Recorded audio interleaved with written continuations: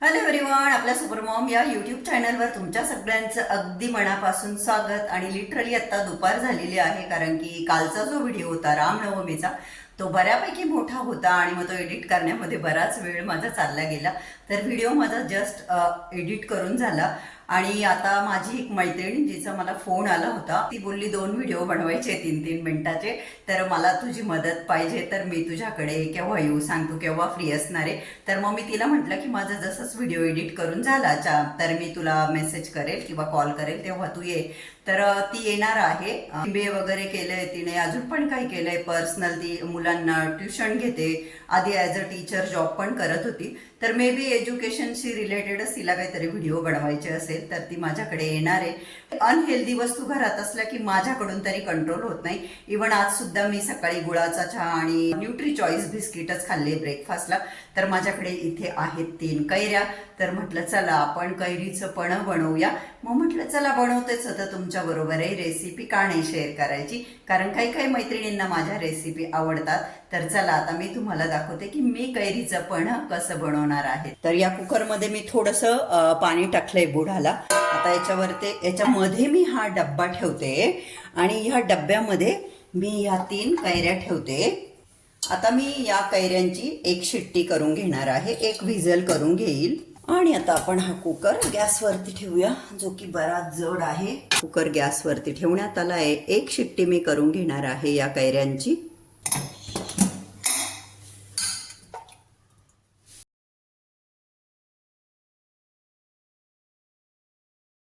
खूपच गरम आहेत, थंड होऊ देते जरा, आणि थंड झाल्यानंतर मग हा सगळा पल्प मी काढून घेईल याचा. तर कैरीचा हा जो पल्प आहे तो साधारण 1.5 कप असेल, म्हणून मी 1.5 कप गुळाचा इथे वापर केला. आपण आपल्या आवडीनुसार कमी जास्त गुळ करू शकतो. तर मी पहिले चमच्याने मिक्स करत होते, पण नंतर मला वाटलं की पोटॅटो मॅशरने छान गुळ मिक्स होईल कैरीच्या पल्पमध्ये, म्हणून मग मी माझ्याकडे जे पोटॅटो मॅशर आहे त्याच्याने अशा पद्धतीने कैरीचा पल्प आणि गुळ मिक्स केला. तर खरोखर मला जे वाटलं की त्याच्याने इझी पडेल तर तसं इझीच पडलं. खूप छान पद्धतीने ते गुळ मिक्स होत होतं. गुळ तर तसा मी कट करून ठेवलेला असतो, पण तरी पण असे खडे असताना, आणि कुणी कुणी मिक्सरलाही ग्राइंड करतं, परंतु मी असंच ते मिक्स करून घेतलं छान. नंतर 1/2 टीस्पून इलायची पावडर आणि मी इथे जायफळ किसून घेतलंय. खूप छान फ्लेवर येतो या दोन्हींचा पण्यामध्ये. ते दोन्ही पावडर टाकल्यानंतर छान असं चमच्याने मी हे मिक्स करून घेतलं. तर हे अशा पद्धतीने चिंचेचा हा जो पल्प आहे, जो आपण पन्ह म्हणून ज्याचा वापर करतो, तो आपण एका काचेच्या बॉटलमध्ये ठेवून त्याला आपण स्टोअर करू शकतो. मी फ्रीजमध्येच ठेवून देते. तर मी आता माझ्याकडे एक काचेच्या बरण्या आहेत, त्या बरणीमध्ये काढून घेणार आहे. किती छान दिसतंय बघा. तर याला मी गुळांबा देखील म्हणते आणि ते भाकरीबरोबर, पोळीबरोबर लहानपणापासून मी खात आलेली आहे. खूप टेस्टी लागतं. पोळी भाकरीबरोबर देखील आपण हा गुळांबा खाऊ शकतो.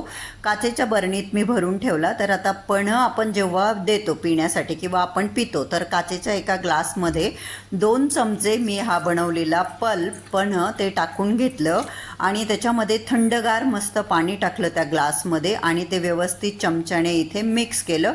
तर हे आहे आपलं कैरीचं पन्ह, जे की उन्हाळ्यामध्ये खूप छान वाटतं प्यायला, टेस्टी पण लागतं. आणि स्पेशली मुली बायका म्हटलं की त्यांना आंबट वस्तू खूप आवडतात.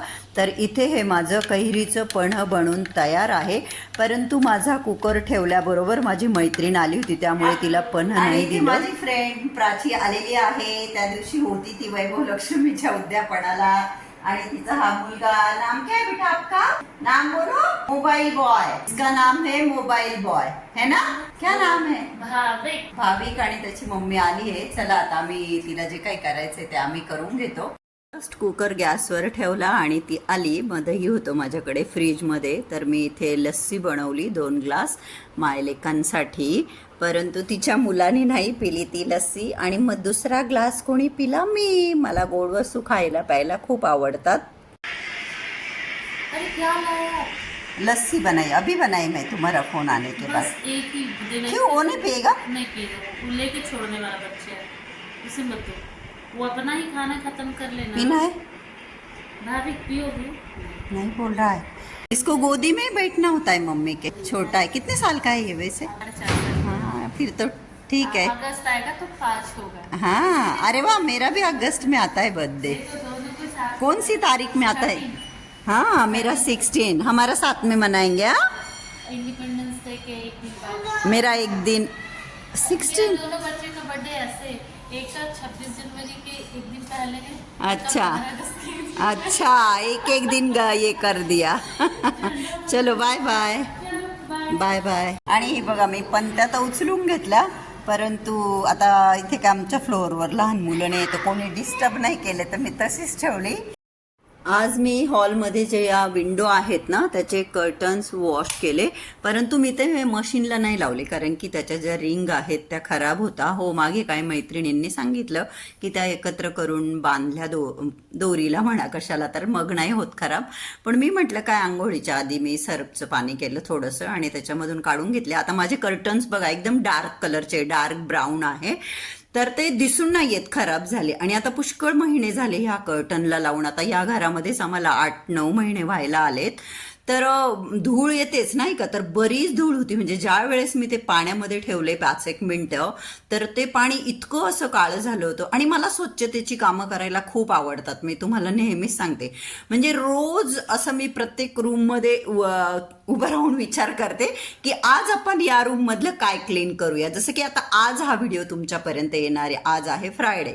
तर आजच्या तारखेत मी माझा जो देव्हारा आहे हॉलमध्ये, तो पूर्ण पुढे सरकवला आणि त्याच्या मागून क्लीन केलं. ते काही शूट वगैरे केलं नाही, ते येणार नाही कुठल्या व्हिडिओत. पण सांगते, माझ्या डोक्यात असं असतं की रोज मला घरातलं काही नाही तर काही एक्स्ट्रा क्लिनिंग करायला मला खूप आवडते. आणि तेच कारण आहे की माझं घर खूप फ्रेश, खूप नीट अँड क्लीन दिसतं. इवन प्राची सुद्धा म्हटली की आपका घर कितना नीट अँड क्लीन आहे. आता तिचे छोटे छोटे मुलं आहेत, त्याच्यामुळे खराब होत असेल, तर कर्टन माझे लावले गेले. लास्ट व्हिडिओ तुम्ही बघितला असेल रामनवमीचा, तर आणि किंवा रेग्युलरही तुम्ही माझे व्हिडिओ बघत असाल तर तुमच्या लक्षात असेल की हॉलमध्ये जसं की इथे आर्टिफिशियल प्लांट असे ग्रीन कलरचे बघा छोटे छोटे, इथे शिवाजी महाराजांच्या फ्रेमच्या बाजूला, तर बऱ्यापैकी बऱ्यापैकी म्हणजे 4-5 माझ्याकडे आर्टिफिशियल प्लांट आहेत.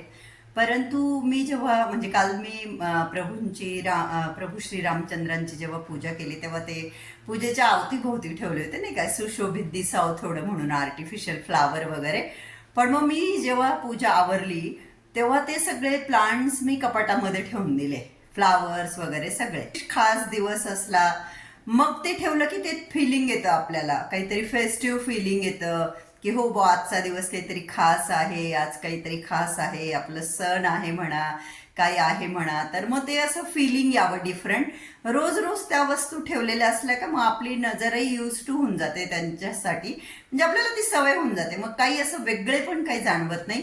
तर मग कधीतरी असं वेगळे पण फील व्हायला पाहिजे, छान वाटायला पाहिजे, स्पेशल फील व्हायला पाहिजे थोडक्यात म्हणजे. आणि म्हणून मी बरेचसे प्लांट आणि ते आर्टिफिशियल फ्लावर वगैरे सगळे कपाटामध्ये ठेवून दिले.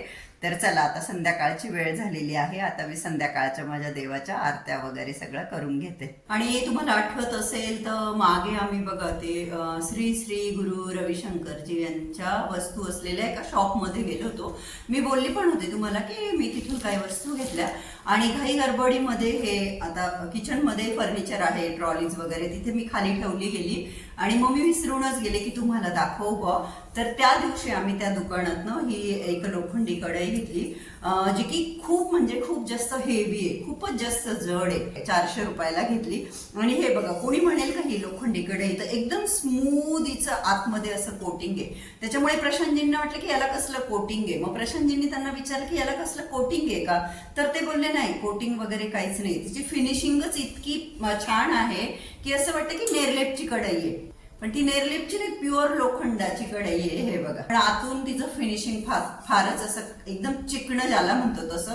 आणि इव्हन त्याला पकडायला सुद्धा आहे, म्हणजे असं पानच आहे नाही का. तर खूप म्हणजे एका हातात जड होते इतकं तिचं वजन आहे. तर छान अशी कढई घेतली आम्ही त्या दिवशी त्या दुकानातून. आणि अजून एक हिरव्या म्हणजे साल असलेली मुगाची डाळ, जिला की हिरवसा आले ती पण घेतली छान. आणि त्यानंतर हे बघा चंदनाची पावडर सुद्धा घेतली, तिच्यावर नाव सुद्धा श्री श्री श्री श्री असंच आहे. अमेझॉन वरून मी हा फेशियल आईस रोलर मागवलेला आहे. जस्ट असा हा डब्बा असतो. याच्यामध्ये म्हणजे बऱ्याच जणींना माहिती असेल ज्यांना याला वरती होल आहे छोटस, तर त्या होल मधून त्याच्यामध्ये पाणी भरायचं पूर्ण पॅक आणि नंतर हे पॅक करून द्यायचं. आणि जेव्हा आपल्याला त्याचा यूज करायचा आहे तेव्हा जस्ट हे असं थोडंसं ट्विस्ट केलं की हे रिमूव्ह होईल आणि छान इथे मस्त असं आईस आणि मस्त आपण आपल्या चेहऱ्याला रोल करायचं. फेस आईस रोलर आहे हे. तर आता हे पण मी माझ्यासाठी मागवलं हा, तरी पण मी ठेवून दिलं. ज्या मी अशा रोज असं मला जे जे जे काही आठवलं, करीना आली किंवा आम्ही गेलो तर तिला देण्यासाठी असं जसं जसं मला आठवेल मी साईडला वस्तू ठेवत जाते नाही का, कारण की वेळेवर आपल्याला आठवतं नाही आठवतं. तर तिथे तिच्या ज्या वस्तू मी जिथे स्टोर करते ना तिथे मी हे ठेवून दिलं की तिला देऊ, पण म्हटलं तुमच्याशी शेअर करू. आता ही खूप किरकोळ गोष्ट आहे, काहीतरी 100 की 150 रुपयाचा आहे फक्त.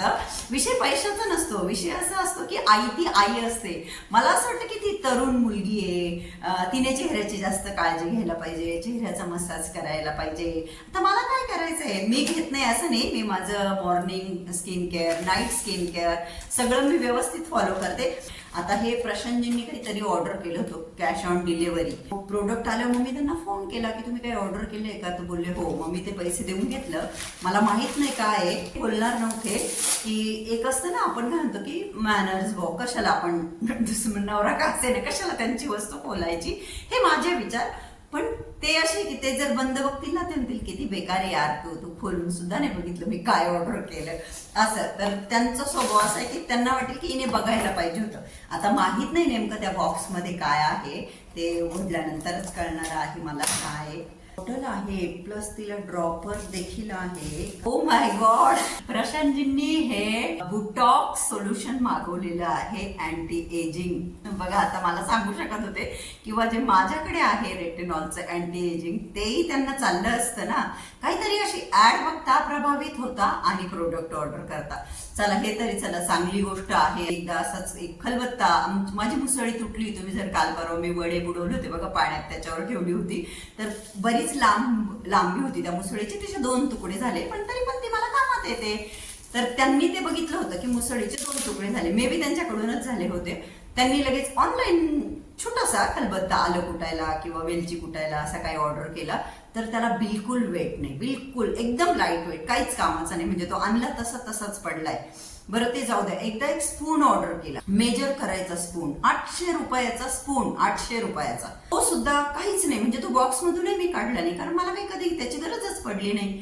तर अशा खूप सगळ्या वस्तू ज्या त्यांनी ऑनलाईन ऑर्डर केल्या, जे त्यांनी बघून पण घेतलं नाही की ह्या परत करता येतील की नाही, तर एवढा जास्त विचार करत नाही, बिंदास ऑर्डर करून मोकळे होता. त्याच्यामुळे मी त्यांना सांगितलं की तुम्ही काही तुम्हाला पाहिजे असेल ना तुम्ही मला सांगा, मी मिंत्रा, अमेझॉन, मीशो तिथून मागवेल, जेणेकरून सगळ्या मी डिटेल आधी बघून घेईल आणि आपल्याला पसंत नाही पडली वस्तू तर परत करता येईल, आपले पैसे तरी वाया नाही जाणार. पण प्रशांतजी ते प्रशांतजी, आता त्यांनी हे ह्या न मिंत्रा, न अमेझॉन, न मीशो, न नायका ह्या कुठल्याच वेबसाईटवरून हे मागवलेलं नाही. हे त्यांनी फेसबुकला, इंस्टाग्रामला कुठेतरी ऍड बघितली आणि जस्ट बाय नाव असं असतं ना, तर शॉप नाव, बाय नाव, तर त्यांनी बाय केलं. पण चला काहीतरी युजफुल वस्तू त्यांनी मागवली आणि मी सरप्राईज आहे की त्यांनी चला विचार केला. म्हणजे मला वाटतं खूप की यांनी एवढे दिवसभर उन्हामध्ये राहता, त्यांनी सनस्क्रीन वापरायला पाहिजे. मी त्यांना खूप सांगता, पण ते म्हणता नाही, त्यांचा कलर पण बघा, कॉम्प्लेक्शन थोडंसं छानच आहे, डस्की स्किन आहे ना त्यांची, पण ती जरा जास्तच डस्की झाली आहे. पण ते म्हणता नाही ठीक आहे, मला कोण बघतं. आणि ते चबी त्याच्यामुळे त्यांना रिंकल्स वगैरे नाहीये, प्रशांतजींना एवढे येत नाही. पण आता जेव्हा हसताना तर का इथे मला मागच्या आठवड्यात सांगत होते की मी हसलो का इथे असे जमा होता व रिंकल्स, तर मग त्याचं जरा जास्त सिरियसली घेतलं सरांनी, रिंकल्स यायला लागल्या त्या असंच म्हणावं लागेल. आणि त्यांनी अँटी एजिंग बुटॉक्स सिरम मागवलेलं आहे ऑनलाईन आणि 500 रुपयाचं आहे ते. ठीक आहे, चला बघू आता. आय होप की चांगलं निघो. आता मी माझं डिनर बनवते आणि मग प्रशांतजी येतील तेव्हा त्यांच्यासाठी बनवे. चला, कारण की 6:15 झाले, थोडंसं लेटच झालं. आता पटकन पीठ रेडी, नागलीच्या पिठाची मी घावण बनवून, तेच माझं डिनर राहणार आहे. तर आता मी माझं डिनर बनवून घेते एकदा. डिनरला मी घावणच बनवणार आहे. त्याचं पीठ रेडी करून ठेवलं आहे मी. तर इथले जर नागलीचं पीठ मी जे इथून आणलं आहे ना, त्याच्या भाकरी नाही बनत. मग मी काय केलं आहे, बेसन आणि नागलीचं पीठ सारख्या प्रमाणात घेऊन त्याच्यामध्ये आलं, लसूण, कोथिंबीर, थोडीशी पालक अशी ग्राइंड करून घेतली आणि त्याच्यामध्ये मीठ चवीनुसार, त्यानंतर भरपूर असे तीळ असं टाकून छान असं बॅटर केलेलं आहे. आणि मी त्याचे इथे घावन थालीपीठ तर नाही म्हणता येणार नाही का, कारण थापून केले जातात त्यांना थालीपीठ म्हणता. तर मी इथे हे तव्यावर घावन बनवते. तर इतके टेस्टी, इतके यमी लागता आणि हेल्दीसुद्धा आहे. तर 2 घावनमध्ये माझं डिनर होऊन जाईल.